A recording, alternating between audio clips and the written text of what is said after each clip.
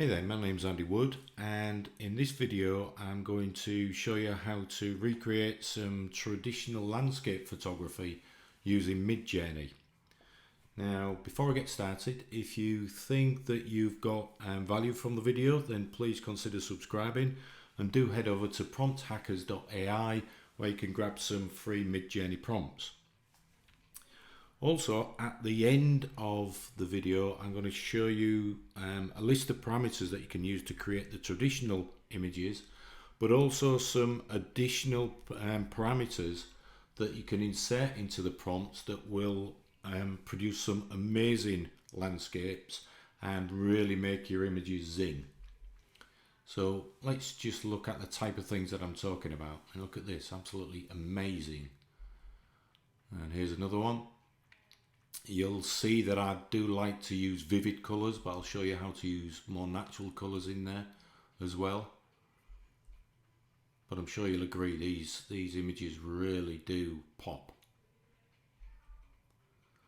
Here's some more traditional types, various biomes that you can see in there. That's an English countryside, as is that one, and a tropical rainforest and a desert. So let's get started. So as you can see there, the prompt that I'm using, a description of the biome, some mountains, it's landscape photography, and then some parameters in there that generally stay consistent throughout all of the images, but then I add in some variables. So in this one I've added in golden hour and stormy. So let's just see what that looks like on a big one. You see the storm brewing and the mountains in the distance there, some beautiful colours in there. As I say, I do like to use vivid colours, but I can show you how to tone the colours down if you prefer the more natural look. Here's one of a prairie, and I've added in a hurricane and said that it should be at midday. And just look at that, absolutely amazing. And this is a glacier, early evening time, and the colours really pop on this one.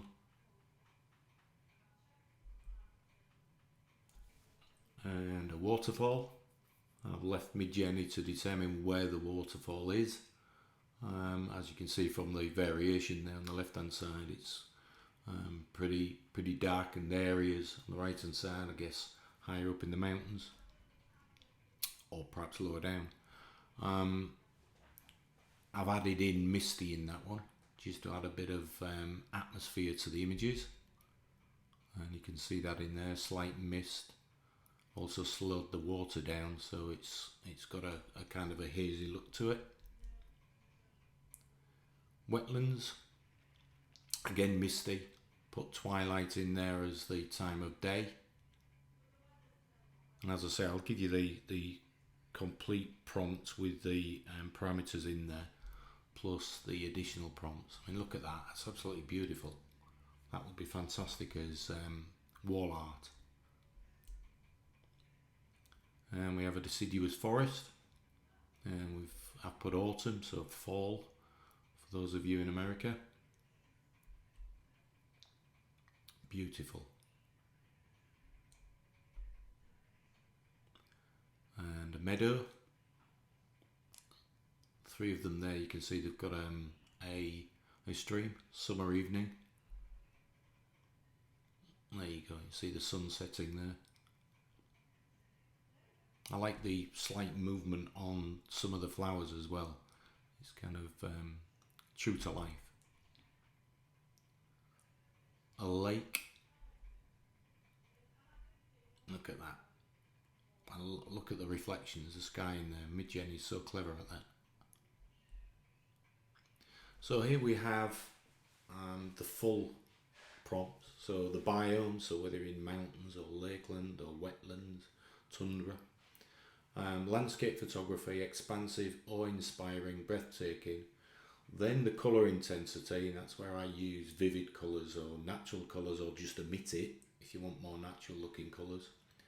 Dramatic lighting, Shot type, you can specify if you wish wide angle, panoramic, as I say, fast or slow shutter, depending on the kind of look and feel that you're after. Sharp focus, good exposure, time of day, typical there, sunrise, sunset, midday, midnight. Golden hour gives you the more or warmer feeling to the image, or indeed moonlit. And then the weather and season, so stormy, raining, foggy, snowing, winter, spring, summer, fall obviously. And the biomes, as you can see on the left hand side there, grassland, prairie, tundra, temperate forest, mangroves, take your pick, and there are many more that you can add in there.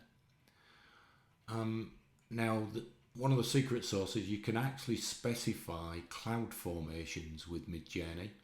So just a list of types of clouds, so alto stratus, alto cumulus clouds, shelf clouds, roll clouds.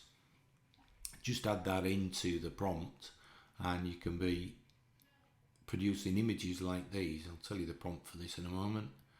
But look at that, look at the cloud formation on there, adds real drama to the scene. And on that one. So there's the prompt that I used. I used city skyline for this, landscape photography. Then I added in pyrocumulonimbus clouds.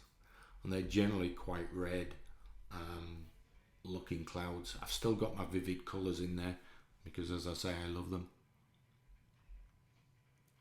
And look at that for a skyline. Amazing, absolutely amazing. So that's it, really pretty straightforward.